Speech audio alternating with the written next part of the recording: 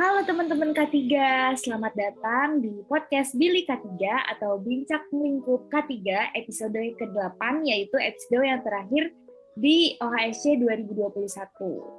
Nah, pada episode kali ini, aku Natania Andin dari S1 Reguler K3 2020 akan memandu kegiatan podcast Billy K3. Nah, di sini aku ditemenin nih sama teman aku, yaitu Arsy. Wah, halo. Seneng banget nih aku bisa gabung di kegiatan Billy K3 episode terakhir di OHSC 2021 nih.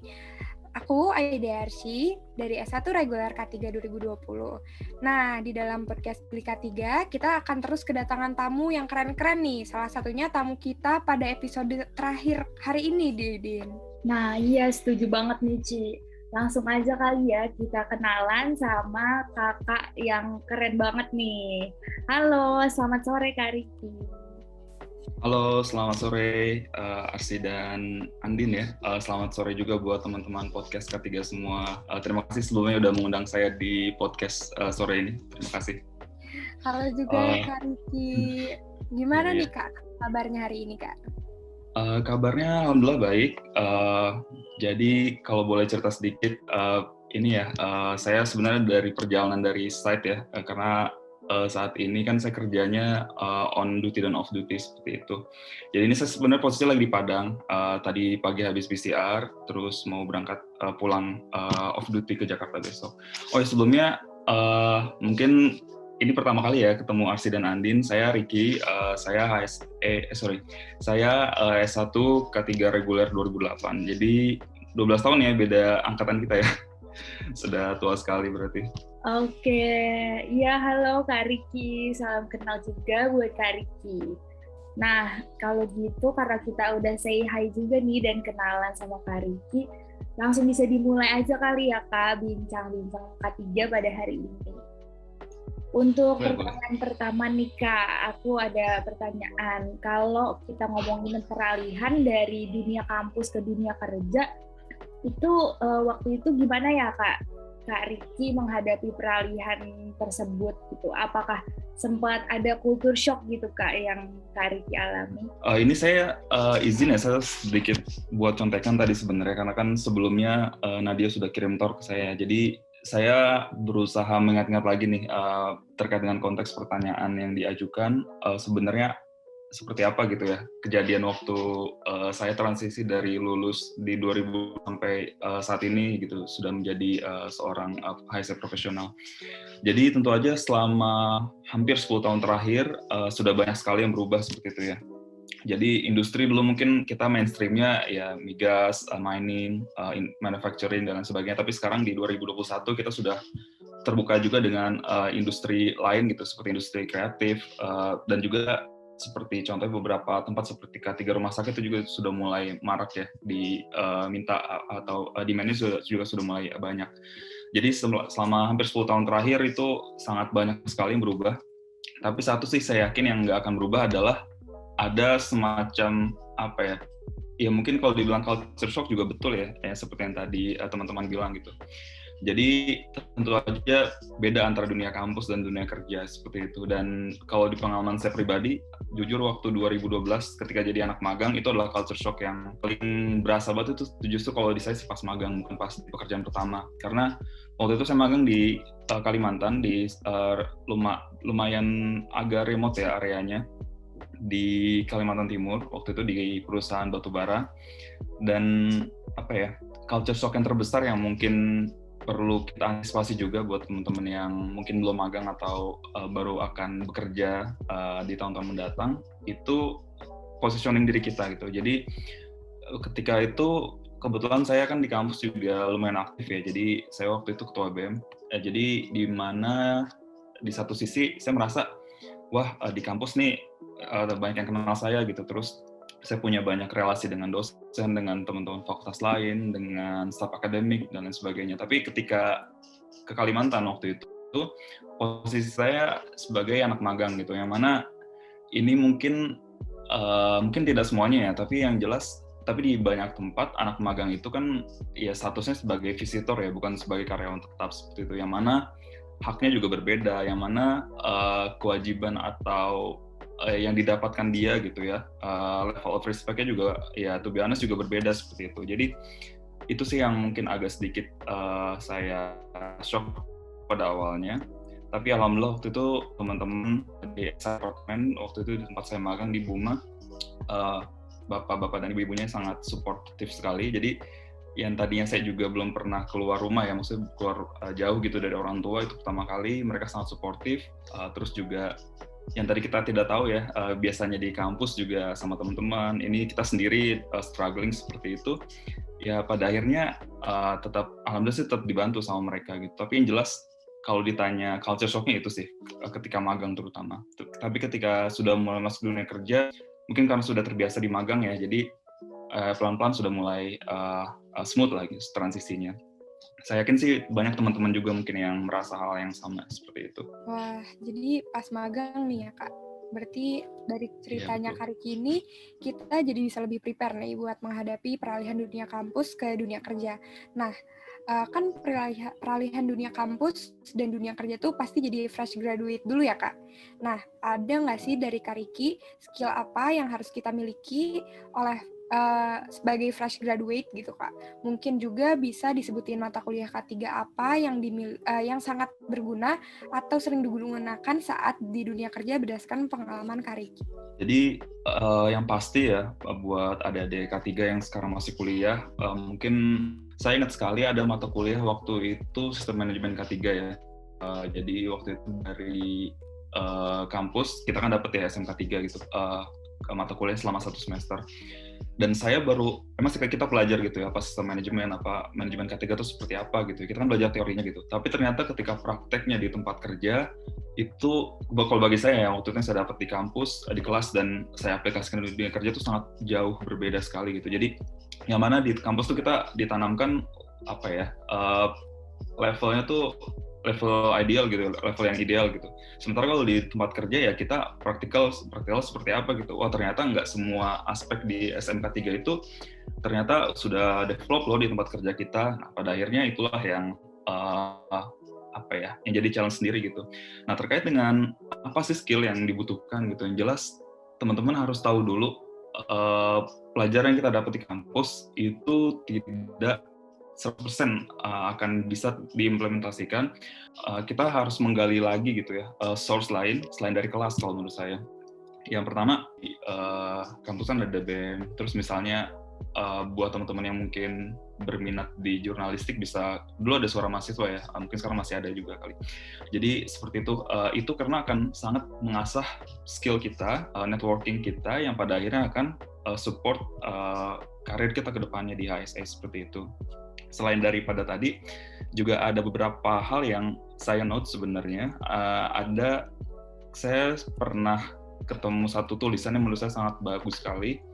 Ada sedikitnya 10 basic skill, ini mungkin bisa saya sebutkan poin-poinnya aja ya satu persatu ya. Yang pertama itu public speaking. Public speaking itu kan kita tidak ada mata kuliah khususnya ya, setahu saya di K3 ya. Ada sih mata kuliah di PKIP Departemen pada zaman saya itu yang sedikit menyinggung ke situ gitu. Tapi kalau di K3 sendiri, pada zaman saya itu tidak diajarkan khusus public speaking. Pada akhirnya public speaking itu adalah skill-nya wajib orang K3. Jadi kamu kerja di manapun, pasti akan disuruh yang namanya melakukan atau conduct training K3 ke karyawan, itu pasti. Salah satu kerjaan wajib orang K3 itu pasti itu. Nah, pada akhirnya public speaking itu wajib orang K3 itu punya. Kedua adalah writing well. Kamu sebagai orang K3 harus pandai menulis. Kenapa? Karena misalnya nih, kan ketika di tempat kerja ya ditanya, kamu ada sistem K3 nggak di tempat kerja kamu? Ada Pak gitu. Apa buktinya? Nih kita ada inspeksi. Mana lapor inspeksinya? Oh tidak ada Pak, kita cuma inspeksi aja tapi tanpa lapor. Nah, tidak ada laporan inspeksi itu sama aja dengan tidak ada inspeksi gitu. Jadi yang namanya kegiatan K3 itu pasti harus ada evidence-nya. Evidence itu akan sangat didukung kalau kamu bisa menulis dengan baik gitu. Writing well itu secara struktur ya, apalagi kalau misalnya kerjanya di perusahaan multinasional gitu, itu udah pasti tulisannya harus tulisan bahasa Inggris kan, jadi grammatical. Terus tenses dan sebagainya, grammar dan sebagainya itu harus mutlak wajib, itu di writing well. Lalu yang ketiga adalah storytelling. Ini mirip seperti public speaking. Lalu yang keempat adalah critical thinking. Nah, critical thinking ini sangat berguna pada satu momen di mana kamu harus menginvestigasi sebuah insiden. Nah, pasti Arsi sama Andin pernah dapat ya mata kuliah incident investigation ya di kampus ya. Jadi kan itu adalah mata kuliah yang pada akhirnya itu pasti akan sangat terpakai sekali, karena kalau di tempat kerja kita ada insiden, kita harus mencari tahu akar penyebab insiden kan, atau root cause-nya kan. Kita dituntut untuk memiliki critical thinking. Nah, itu yang keempat. Yang kelima adalah good manners, atau manner yang baik, itu udah pasti ya di semua tempat kerja. Lalu yang keenam adalah active listening. Jadi saya menemukan sebuah semacam sebuah tuntutan bagi profesi seorang HSE di tempat kerja, itu kita harus bisa mendengarkan gitu. Mendengarkan di semua orang ya, tapi khususnya adalah pekerja gitu. Jadi ketika pekerja menyampaikan sebuah observasi keselamatan di tempat kerja misalnya, Pak, ini sepertinya helm yang kita pakai ini tidak aman seperti itu. Karena ketika saya ingin pakai face shield misalnya, face shield-nya tidak bisa attach ke helm gitu. Gimana nih Pak cara kita memperbaikinya gitu. Nah, kita harus punya skill yang namanya active listening. Jadi ketika orang menyampaikan keluhan, menyampaikan usulan terkait K3, itu kita bisa menangkapnya. Lalu yang ke-8 adalah yang ke-7 betul adalah networking ya. Networking ini udah sangat jelas sekali, sangat penting ya, ini di semua pekerjaan. Lalu yang ke-8 good customer service. Good customer service ini pada akhirnya kita sebagai orang K3 ya, teman-teman, itu pasti sedikit banyak atau pasti kita akan berkaitan dengan instansi atau pihak pemerintah yang secara posisi itu dia pasti di atasnya perusahaan kita gitu, baik dari Dinas Tenaga Kerja. Kalau saya kebetulan sekarang saya kerja di bidang geothermal ya, itu di Dirjen EBTKE, Kementerian ISDM. Nah, itu mereka rutin kan ada pantauan ke kita. Kita harus punya skill good customer service. Mereka meminta sebuah data K3 ke kita atau lagi inspeksi di tempat kerja kita bisa present nih. Ini loh Pak, dari segi bahaya, dari segi insiden, kan punya sederet program gitu. Nah, itu adalah good customer service. Lalu yang ke-9 adalah how to sell. How to sell itu sama seperti good customer service, bagaimana cara kita menjual program. Nah, mungkin ini juga satu yang saya jujur aja pas di kuliah K3 dulu ini tidak terlalu ditekankan seperti itu ya. How to sell itu adalah bagaimana kita menjual program. Tidak hanya ke pemerintah atau pihak yang mengawasi kita, tapi juga ke pihak manajemen. Misalnya misalnya kita kerja di perusahaan yang K3-nya tuh masih belum terlalu bagus gitu ya. Terus kita ingin memperbaiki atau meningkatkan kinerja K3 perusahaan kita gitu. Kita usulkan ke manajemen, Pak, gimana kalau mulai tahun depan kita ada gitu. Karena bulan K3 nasional kan 12 Januari 12 Februari ya. Misalnya perusahaan belum pernah tuh. Nah, kita sampaikan tuh ke top manajemen, ini loh Pak, kalau kita bulan ini insya Allah, atau kita berharapnya ini bisa encourage awareness safety dari teman-teman di lapangan seperti itu. Nah, itu how to sell. Dan yang terakhir adalah advokasi dan negosiasi. Jadi ini juga mirip seperti good service dan how to sell. Itu bagaimana cara kita bisa mengadvokasi ke manajemen atau ke pihak lain yang lebih tinggi dari kita gitu ya, supaya mereka mendukung komitmen terhadap K3 di tempat kerja kita. Jadi nggak hanya kita sebagai orang HSE atau orang K3, tapi kita juga butuh sokongan dari mereka. Saya rasa sih itu beberapa skill mungkin yang secara ringkas sudah saya sebutkan. Yang pertama, kalau boleh saya flashback lagi, selain tadi skill-skill tadi ya, kita harus ingat bahwa di tempat kita kuliah itu ilmunya masih belum banyak sebenarnya. Kedepannya harus didukung oleh serangkaian soft skill yang terakhir saya sebutkan tadi. Mungkin itu Asih dan Andin, maaf. Wah, makasih banyak nih Kak, sebelumnya udah lengkap banget yang Kak Riki jelasin tadi, yang ada 10 basic skills itu. Dan banyak juga ya ternyata skill-skill yang dibutuhin sama kita-kita nih nanti sebagai fresh graduate untuk di tempat kerja nanti. Nah, mungkin ini juga bisa jadi motivasi buat teman-teman K3 nih untuk lebih semangat ngikutin perkuliahannya dan ningkatin lagi skill-skillnya sejak sekarang ini. Nah, selanjutnya kita boleh tahu nggak nih Kak, pengalaman Kak Riki saat bekerja sebagai profesional K3? Mungkin kakak bisa ceritain nih suka dan dukanya kak ketika kerja di bidang K3. Oke, jadi saya udah dari 2012 ya bekerja ya. Jadi sedikit overview karir saya nih buat teman-teman. Mungkin yang kalau ke depannya masih belum kebayang ya, K3 tuh kerjanya di mana sih atau kerjanya seperti apa sih. Nah, di sini saya kasih real life example ya, yang sejauh ini 9 tahun terakhir ini sudah saya lewati gitu. Jadi pertama, saya tadi intern ya sebagai magang di coal mining di perusahaan tambang, waktu itu di kontraktornya. Lalu setelah lulus saya justru balik ke Jakarta gitu ya, maksudnya nggak bekerja di remote site seperti tambang, saya kerja di Surveyor Indonesia waktu itu sebagai junior HSE officer. Surveyor Indonesia itu adalah sebuah perusahaan BUMN ya, itu dia kerjanya konsultasi, survei, dan inspeksi. Saya waktu itu tergabung di unit oil nya.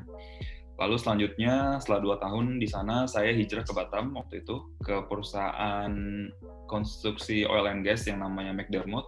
Jadi itu lumayan besar ya, dan sejauh ini itu dari pengalaman saya ya yang saya sudah lalui, itu salah satu perusahaan yang standar HSE-nya juga sangat baik sekali. McDermott Indonesia di Batam waktu itu. Habis itu saya 4 tahun di sana sebagai Industrial Hygiene and Compliance. Saya waktu itu kerja, saya waktu itu dapat kesempatan belajar di luar waktu itu. Saya ambil occupational health, jadi saya nggak fokus ke safety, saya fokusnya ke occupational health aja gitu di Birmingham waktu itu, di University of Birmingham. Setelah itu balik Indonesia, saya alhamdulillah dapat kerja sebagai HSE supervisor di perusahaan geothermal KS Orka namanya. Kami sekarang ada 2 project ya, satu di Flores di dekat Danau Kelimutu tuh, kalau kalian tahu yang dekat Tiga Warna, nah itu dekat situ.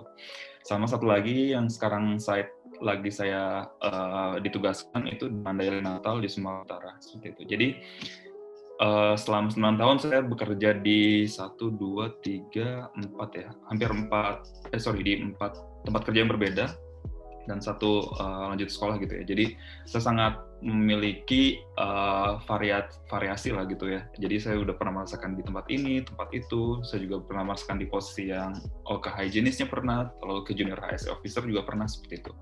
Lalu terkait dengan pertanyaan Andin tadi, apa sih suka dukanya gitu ya? Yang jelas ya namanya bekerja itu pasti capek ya. Tapi saya mungkin akan lebih capek kalau saya tuh tidak enjoy sama pekerjaan saya gitu. Jadi saya prefer capek, tapi capek itu lebih ke capek tenaga gitu, bukan capek emosi atau capek apa ya. Bukan kayak, aduh saya udah nggak mood lagi nih bekerja sebagai orang safety atau kerja di perusahaan ini. Saya lebih suka, saya capek nggak apa-apa, tapi saya di-appreciate gitu. Kinerja saya ternyata berdampak kepada hasil atau kinerja ketiga perusahaan seperti itu. Jadi kalau sukanya mungkin bisa saya mention sini, saya selalu traveling ya. Jadi terutama ketika di pekerjaan sebenarnya dari awal sih ya. Jadi saya nggak pernah menetap di satu tempat gitu loh. Kecuali di iya benar ya. Waktu di Jakarta aja, waktu di Surveyor aja tuh saya sering ke luar kota juga gitu. Karena kan sana kan kita project tuh banyak di luar daerah gitu ya. Itu sih kalau di K3 tuh pasti kayaknya kalau dibandingkan dengan peminatan lain, kita tuh yang ini deh, salah satu yang udah pasti peluang untuk kerja di luar daerahnya tuh tinggi gitu, karena kan kita dibutuhkan di yang high risk industry ya, yang kayak di tambang, lalu di oil and gas seperti itu. Jadi kalau menurut saya sukanya tuh traveling terus, kayak saya aja nih sekarang di tempat kerja sekarang tuh on duty-nya 4 minggu, off duty 2 minggu gitu. Jadi kalau nggak ada COVID mungkin 2 minggu ini saya udah sering jalan-jalan gitu. Jadi itu traveling sih.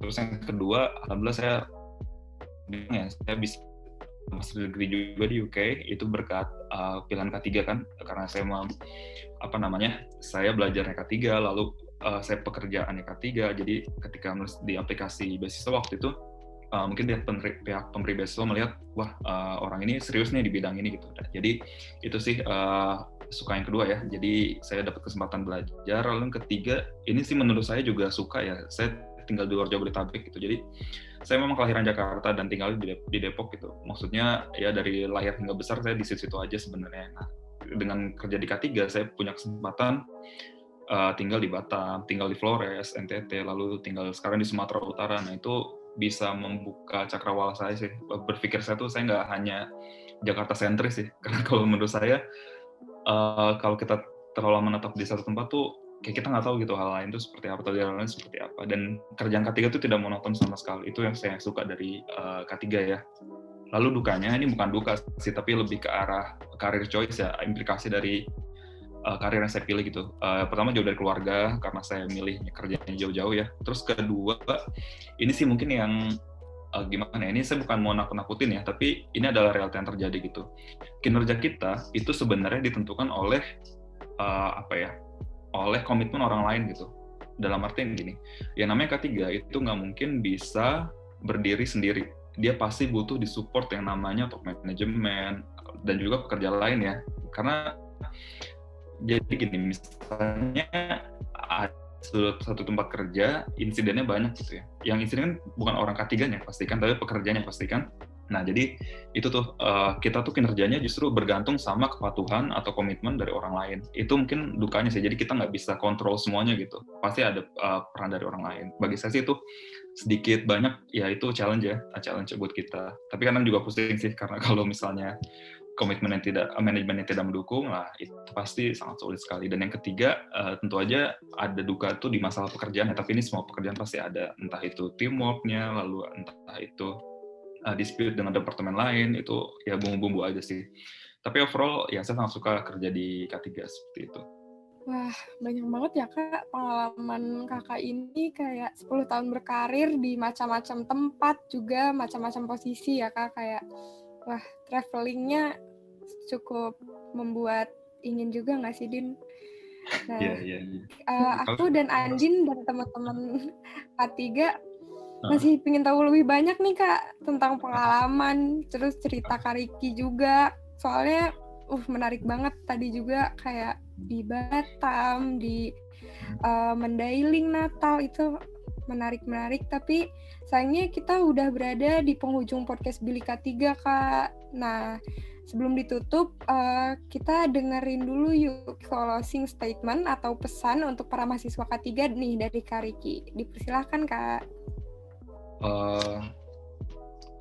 Mungkin tadi sebenarnya udah disampaikan ya ketika di pertanyaan yang awal-awal ya, apa aja sih yang harus dipelajari gitu. Intinya sih buat teman-teman tetap semangat dalam belajar gitu, dan manfaatkan sebanyak mungkin lah, karena ini sih mungkin sedikit motivasi juga gitu. Yang namanya K3 UI ya, anak UI lah gitu dalam general atau K3 UI, itu masih sejauh ini kita masih terpercaya lah gitu ya, dalam tanda kutip kita masih ya dianggap ya stratanya gitu ya, secara keilmuan, secara kualitas salah satu yang terbaik, bahkan mungkin memang yang terbaik gitu. Jadi, tapi bukan berarti kita tidak boleh saya sudah aku ini udahlah semua company pasti suka sama saya. Tidak seperti itu, tapi at least kita sudah punya modal gitu ya, karena kan nama UI juga adalah nama yang ya secara historis juga nama yang sangat baik gitu, seperti itu ya di dunia kerja atau dunia profesional. Jadi manfaatkan semua benefit tersebut, manfaatkan semua privilege tersebut buat kita, tidak hanya untuk kita pribadi tapi juga untuk kebermanfaatan kita untuk company kita maupun community kita gitu dalam hal K3. Jadi mungkin seperti itu, dimanfaatkan aja sebanyak mungkin selama kalian masih di kampus, kesempatan belajar, bertanya ke dosen, research juga ya, riset sesama anak K3 maupun antar departemen atau antar fakultas mungkin itu dimanfaatkan gitu, karena itu modal yang sangat berharga sekali untuk kedepannya. Oke, makasih banyak nih Kak Riki. Berarti kalau aku simpulin, berarti closing statement Kak Riki nih maksudnya kita harus tetap semangat belajar, karena alhamdulillahnya K3 UI ini masih terpercaya, tapi itu bukan jadi excuse kita buat terlena gitu ya Kak. Berarti kita harus manfaatkan privilege, tapi ya kita nggak usah menganggap kalau ngegampangin gitulah istilahnya. Jadi kita manfaatin sebaik-baiknya dan manfaatin kesempatan yang masih ada di kuliah ini. Nah, selanjutnya aku sekali lagi nih Kak mau makasih banyak ke Kak Riki yang udah nyempatin waktunya dan bersedia untuk jadi narasumber di dalam podcast Bilik K3 episode terakhir ini di OHSC 2021. Pastinya spesial banget nih Kak karena terakhir. Semoga apa yang tadi Kak Riki udah sampaikan berguna untuk teman-teman K3 semua. Dan untuk teman-teman K3 yang masih mau tahu lebih lanjut nih tentang pengalaman Kak Riki, kira-kira bisa menghubungi Kakak lewat mana nih, Kak? Kalau mau di LinkedIn, nama saya agak pasaran sih ya. Ketika aja Riki Pratama mungkin muncul ya nama saya kalau di LinkedIn ya. Tapi kalau mau di Instagram, saya akunnya 91 Riki Pratama. Mungkin bisa tanya Nadia ya. Nadia sama saya udah temenan di Instagram.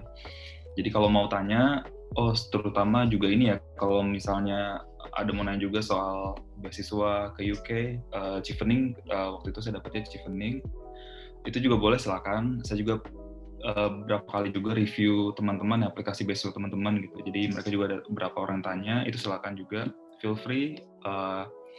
Antara kita ya alumni dengan student itu kita harus saling membantu. Sekali lagi terima kasih buat teman-teman OHSC 2021, ini yang terakhir ya, episode terakhir ya, karena udah mau ganti pengurusan ya. Makasih juga buat Nadia, buat Arsy, buat Andin yang sudah kasih kesempatan saya untuk say hi ke teman-teman ketiga yang masih belajar di kampus. Sekali lagi ya, terus belajar seperti itu. Wah, jadi teman-teman yang masih penasaran, terus kalau mau nanya beasiswa nih ya Kak, bisa cek out Kak Riki lewat Instagram @91RikiPratama dan LinkedIn-nya di Riki Pratama. Nah, tapi jangan lupa juga nih ikutin juga sosial medianya OHSC karena di situ akan ada update mengenai kegiatan podcast Bilik K3. Nah, terima kasih Kak Riki atas kesempatannya sudah sharing-sharing sama kami. Terima kasih juga teman-teman K3 yang sudah mendengarkan podcast ini sampai akhir. Aku dan Andin undur diri, sampai jumpa di podcast Bilik K3 tahun kepengurusan berikutnya. Dadah! Dadah!